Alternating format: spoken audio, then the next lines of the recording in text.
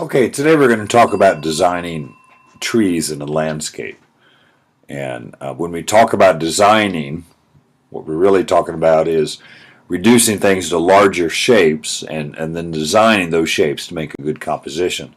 So when we have a tree like this, which I really like, but it's very cluttered, a lot of detail, a lot of small branches, foliage, twigs, a lot of stuff gets in the way.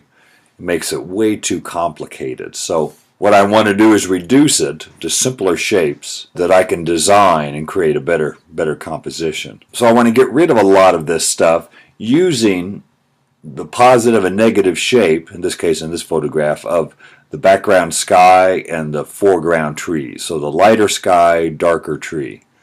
Use that positive negative shape to design. So I want to get rid of a lot of this extra foliage, branches, twigs, and things like that. So I did that here, and I used a simple darker, lighter sky, because the sky gets lighter as it goes back to the horizon, and cut out a lot of the unnecessary detail. So again, when I look at the original photograph, too much involved here, too many little branches.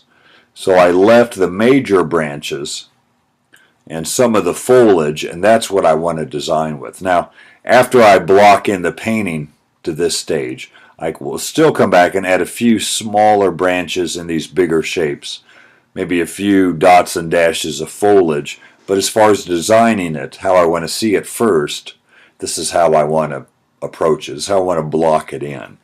Same thing with the foreground, simplifying. That strip of light is real important. The light in the background sets up a lot of contrast and depth.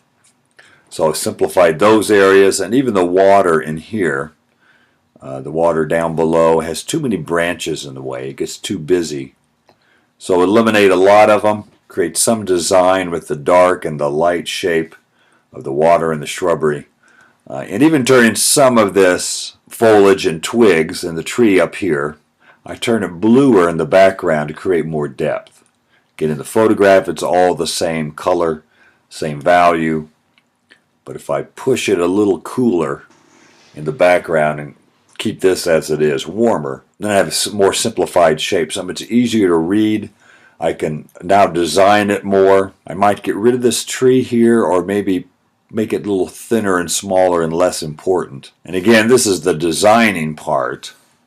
I can come in here and maybe move that tree that way, so it's not as big and not as close to the focal point here. And I might reduce the size of this house and push it back in here a little bit. Instead of having it way over here on the side, I'm moving it a little closer to the center of interest and moving this bigger tree away from the focal point over to here, so I don't have too many large things clumped around the focal point. My tree is the focal point, so learning what to eliminate and keeping the shapes bigger so I can design with them. Now I have the foliage, the positive shape of the foliage, negative shape of the sky, and I can design things a little better. Might create more sky holes in here, move a little bit more foliage up in here, but this is how I want to see it. And looking at a couple of paintings, this is by Hanson Put Off, you can see where he's done the same thing. This is a small painting he did. Eliminated probably a lot of these branches and organized or designed the trees and the shapes of these the yellow foliage, by simplifying it into larger shapes. So he has the background negative shape of the hill, which is darker, and the positive shape of the foliage, which is lighter, and he uses those two shapes and two values to kind of design the foliage of the tree. And I imagine he eliminated a lot of branches in here, a lot of random foliage, and pushed them into shapes that make better designs.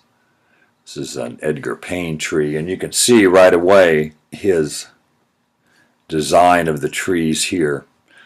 Using the negative shape of the sky, positive shape of the trees, he's created these definite holes in here, and he probably got rid of 3/4 of all the sky holes, a lot of the branches, and he's just kept these bigger shapes to design with. So it has a fairly simple design to these trees, but by eliminating all the detail and creating the design with the positive and negative shape, you can compose it a lot better. And he's thinking abstractly. If I continue on with this, he's got the abstract shape of the dark shadow pattern in here, and then the negative shape of these lights poking through all these little holes in here that he's eliminated most of and just kept a few that are kind of important to the composition. Then the same thing in here, the negative shape of the shadow, positive shape of the light ground.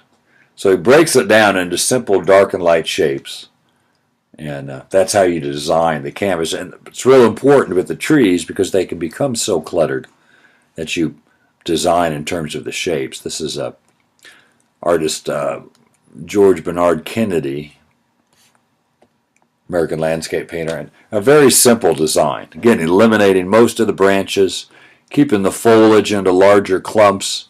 It's a very quick sketch, but there's a nice shape and design to the trunks, the larger branches, and the shape of the foliage. But I really like how he simplifies everything into shapes and then contrasting those shapes. The flat ground here is lighter, slanted hill back there is darker, and then the upright trees are darkest. Of course, the white trunks are white, so they're not going to be dark. They're going to be lightest. And this is another Hansen put-off, and you can see the design. And he comes back and adds more detail in these smaller shapes that he designs with. You can see the shapes in here. And they're not real random. They really think through the design of these shapes quite a bit. They're just definite shapes in here, and he breaks them up with some sky holes. And this is a good way to study painting, see how the design and simplify, how they simplify trees and shapes, things that are generally a little more complicated. They can become very busy. He really simplifies it. This is a good way to study and see how artists simplify things. Once you get started doing this, it's hard to quit. But you get the idea there. He creates a design and pattern of the darker foliage against the lighter sky. And I use the word negative shape for the sky and positive for the foliage. You could call it whatever you want. It's that dark shape of the foliage against the lighter shape of the sky. I usually consider the sky a negative shape. I'm not sure why, because I guess because the tree is the positive focal point that we're kind of working on, or subject matter. And you can carry that same design idea into anything. The rocks down here, the light rocks against the darker shrubbery, and so on. So designing those dark and light shapes. But in this case, we're focusing on the trees. Again, I will simplify and rearrange those shapes to create a good design.